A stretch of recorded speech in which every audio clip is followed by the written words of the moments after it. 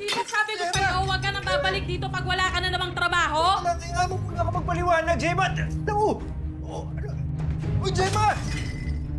Umalis ka na dito, lumayas ka! Teka lang, magpapaliwanag. Lumayas ka na! Huwag ka na magpaliwanag! Lumayas ka na! Sandali. Lumayas ka na! Gemma naman, umalis yung amo namin. Kaya hindi ko kasalanan yun. Please naman, paniwalaan mo ako. Aray! So ano, ako ang magtatrabaho sa atin at ikaw tambay? Hindi! Hindi na ako papayag na abusuin mo yung kabaitan ko sa loob ng bahay ko!